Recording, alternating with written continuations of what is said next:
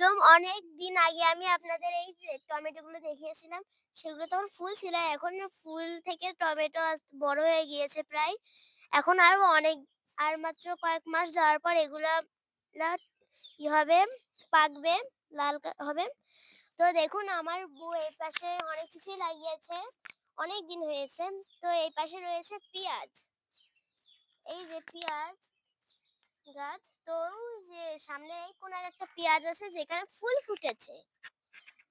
এই পেঁয়াজ গুলোতে মাটির নিচে পেঁয়াজ হয়। তো আমরা আস্তে আস্তে সামনে এগোচ্ছি।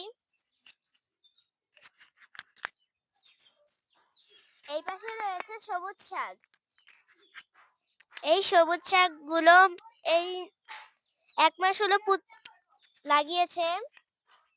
তারপর এখানে লাল শাক। এখানেও ১ মাস হলো লাগিয়েছে। আবার নতুন করে আমার বউ এই পাশে ধনেপাতার চারা বসিয়েছে।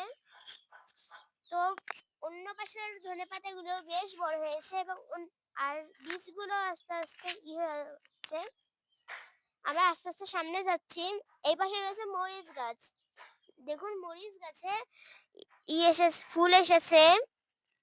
আর হচ্ছে এইগুলা লাল শাক অনেক আগে লাগানো, এগুলো খুব বড় হয়ে গিয়েছে, প্রায় খাওয়ার মতো। তো আমরা সামনে আগাচ্ছি। সামনে রয়েছে তাকিয়া। বাবা, এই দেখুন আমরা অনেক দিন আগে এই যে পুঁইশাক গাছ লাগিয়েছিলাম। তো এই পুঁইশাকগুলো খুব বড় হয়ে গিয়েছে।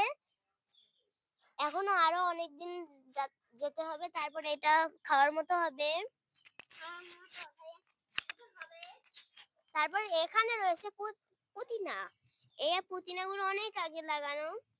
প্রথম এগুলো অনেক আগে লাগানো, অনেক দিন আগে এগুলো লাগানো হয়েছিল।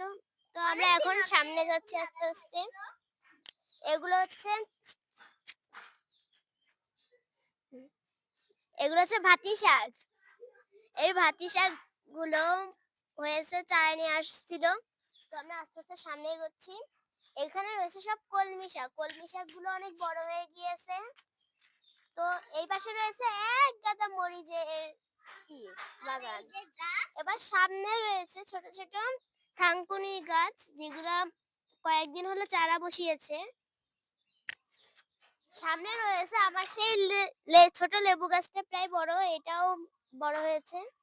তারপর এখানেও রয়েছে আবার থানকুনি। তারপরে এই যে আমার ছোট ছোট দুটো পুদিনা, যেগুলো আমি লাগিয়েছিলাম, বেশ তাজা হয়েছে।